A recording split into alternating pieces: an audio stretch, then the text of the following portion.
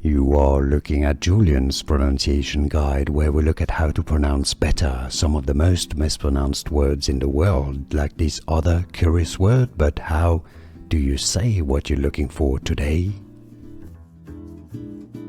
We are looking at how to pronounce these names. We'll be looking at how to say more confusing names and vocabulary many struggle with, so stay tuned to the channel to learn more.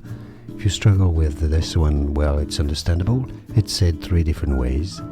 Caius, but it can also be said as Caius. Now in Cambridge, it's said as Keys. So Caius, Caius, or Keys. More videos for you here to learn more.